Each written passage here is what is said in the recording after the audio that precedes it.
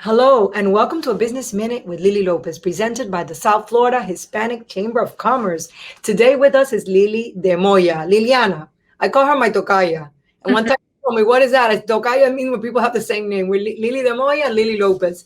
So, Lily, it's such a pleasure to have you here with us. And I'm going to give a little bit of background on you for those who don't know you, which I know a lot of people know you and admire you very much for the great work that you've done.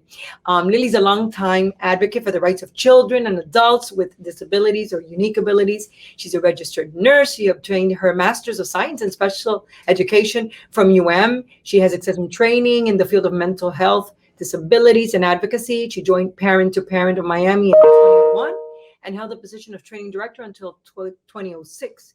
In '08, she served on the Board of Trustees and served as president until 2013. She was director and founder of JAG Education Consultants. Governor Rick Scott appointed Lily to the Children's Trust Board in 2011. She's currently the chair of the Program Services Childhood Health Committee and the vice chair of the Board of Directors. She served on FIU's College of Education Dean's Advisory Council, the State Advisory Committee for the Education of Exceptional Students, the University of Miami Mailman Center for Child Development. I mean, I could go on and on. Yes, her resume is extensive, and what she's done, she's an amazing lady. She's a member of the South Florida Hispanic Chamber of Commerce. For me, Lily, it is a pleasure, a privilege, and an honor to have you on a Business Minute with Lily Lopez. So I just want to congratulate you on your accomplishments and just hear about you and just your background. Tell us about your story, how you became the president, CEO, and founder of the Moya Foundation. So thank you very much for having me, first of all, and I want to thank you for being such a great support to the work that we do and helping us throughout, not just as a member of the chamber, but the testimonials that you've done on social media to our work. I really appreciate that. I want to give a shout out to TD Bank for supporting and sponsoring this segment today. TD Bank has been awesome. They have given us grants. They have supported our gala. They have participated in our corporate games. So really, they have been are an amazing partner, and I appreciate all of them very much. Pablo, Felipe, Caroline. So thank you to them. So, the foundation came about 4.5 years ago out of a need that I think a lot of people in our community and nationally don't quite understand, that there is this incredible need for employment for individuals with developmental disabilities. We have over an 80% unemployment rate. And these are individuals that have challenges, but they have incredible, unique abilities, which is why our mission is to create employment opportunities for young adults with unique abilities. What you might see as a challenge, it's not a challenge for them. For them, it's a talent. And the manifestations of their disabilities and the challenges caused by the disability creates actually a benefit to the employer. And that is really the philosophy behind the work that we do. The need was created really by my own personal and professional experience. My son is 30 years old, and he is now very independent and resourceful, and he works full time, but it was a challenge to get him to that point. And when I saw the need that there was, because basically young adults at the age of 22, they fall off the cliff. And when people say, what do you mean they fall off the cliff? Yeah, they fall off the cliff. Once they leave the school system, the resources become very scarce. Right. The ones that are out there are not effective. They're not producing long-term employment outcomes. And so through the challenges that I personally went through and with my professional experience, I decided that this had to be done in a better way. And I knew that I could make a difference and that I could do it differently and uniquely.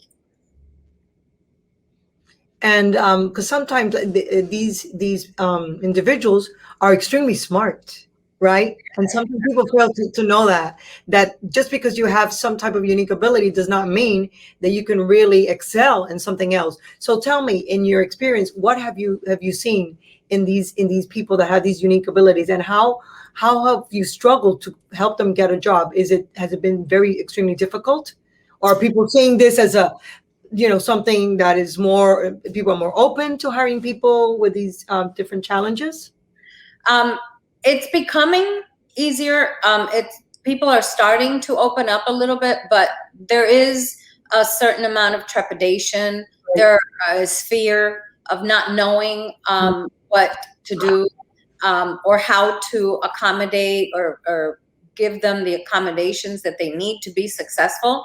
And unfortunately, that comes from the history, that the way that it's been handled in the past. There's not enough support. And so from a governmental standpoint, they provide them very little support. They'll provide them 90 days or 150 days support. And honestly, we see it every day that that's not enough. When you think about 90 days of support, that's the same 90 days that any of us get in a job. After 90 days, we get evaluated. So if you have some challenges that you need extra support, and after 90 days that support goes away, what's going to happen at 6 months and at 9 months when you make a mistake or when you forgot how to do something?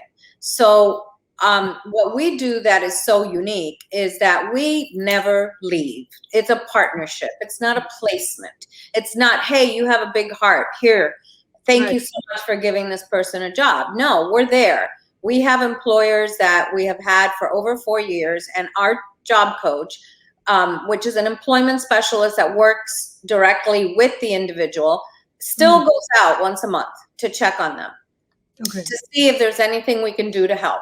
And I can tell you that even up to 4 years of employment, we're still putting out fires.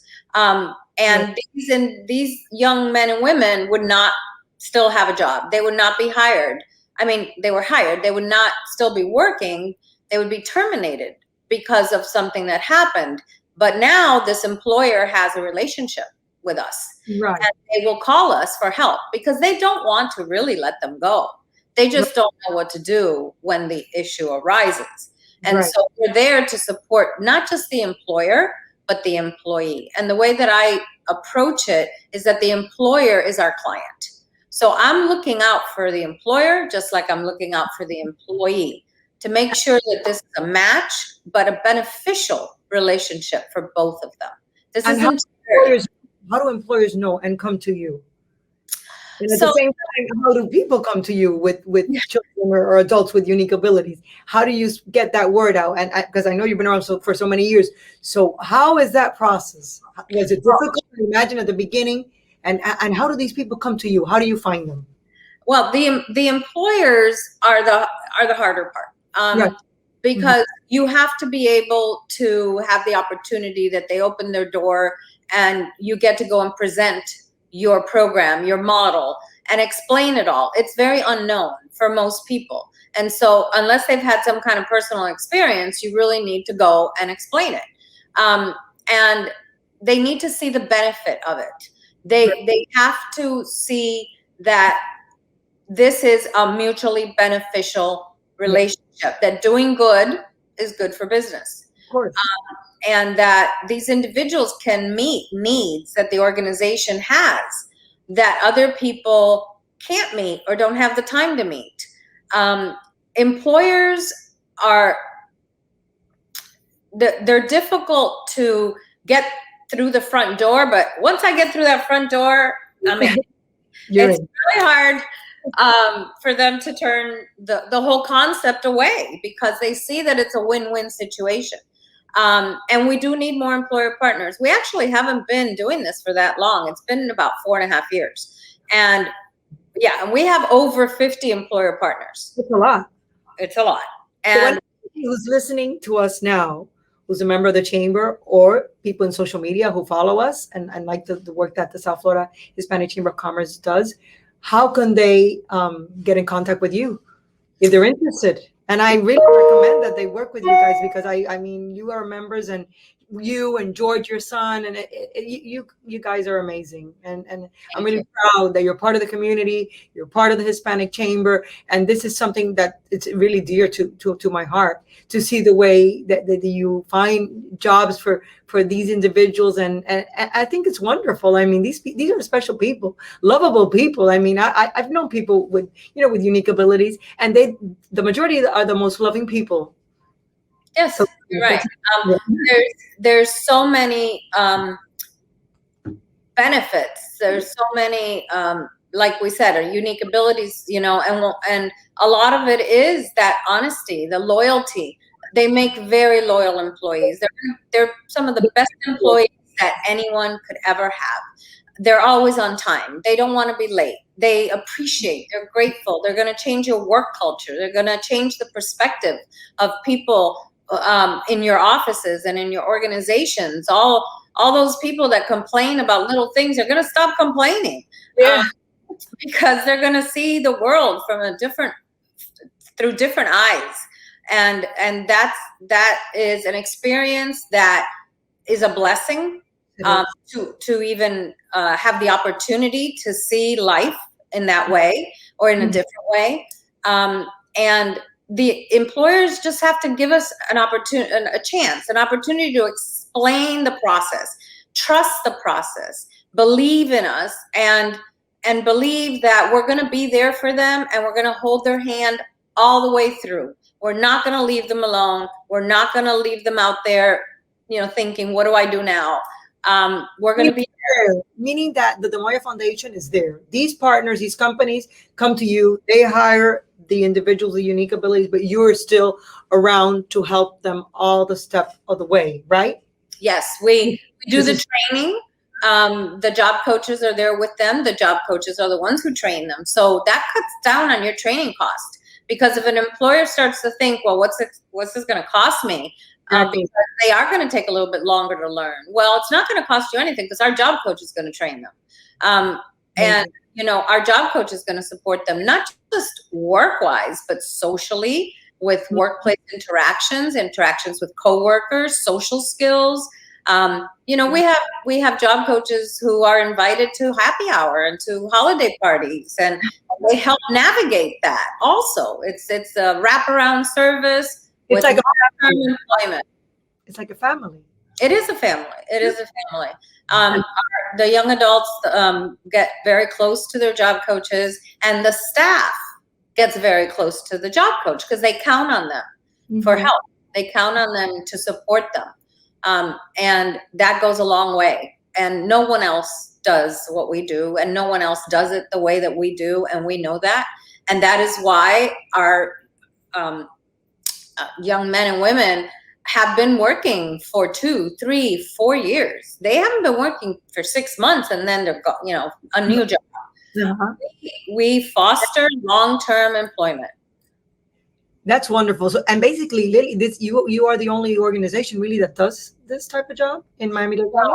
Okay, so this is I'm so glad you asked that question, because this is really, really important for people to understand. No, we are not.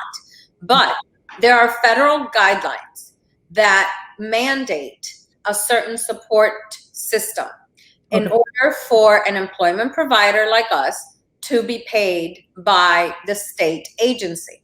Now, that is a 90-day support or 150-day support, depending on what you are eligible for. Right. When that's gone, that employment provider gets paid by the state agency, which is called vocational rehab, and then they are gone. Okay. We are not gone, because you're there. We found a way to fundraise and write grants and find the money wherever we can, so we can provide extended services. And extended services are not covered by anyone. So you have to find a way to fund that on your own. And that's what we do. And that's why we can be there 2 years down the road and 3 years down the road. And so that's why I say we are the only ones who do it the way we do it. Yeah, you do it the right way. So it's absolutely wonderful. And anybody who wants to get in touch with you, they should just call you or visit the website. I mean, we'll absolutely put the website here also on the show. So any message in particular? It's easy. DeMoyaFoundation.com. All our services are there. You can write an email to info@DeMoyaFoundation.com, and we'll get back to you right away. Or you just can call me. Or they come to us too. And through the Twitter, obviously, you can get in contact with us. I can tell you right now, we have over 30 candidates that are ready and willing to go. And we need jobs. Obviously, the COVID has employers, right? Lily, we need those employers who are listening to us, Please, we need you. We do. Individuals need you too. They're very dear and special to us in our community, so we need you. So, Lily, anything else before we close the show? No, I mean, again, I want to thank you so much. And I just want to say one last comment to all of you who are listening is that people with disabilities are the biggest minority in the United States, but they are forgotten minority and they are being left behind every day. And during the COVID, they were not included in stimulus packages. They're not included in vaccines. They're not, and we have to do something to make a difference. And let that happen. We as a community and as a society should be doing better. Yes, we should. And count us in, and me particularly. I think it's something very dear and special. So you can always count on my support and the chamber support. Well, thank you, Lily. Thank you, TD Bank. And thank you for everything that you do for our community. Lily de Moya, the Moya Foundation. Thank you for being on a Business Minute. I appreciate it. Have a great day. My pleasure.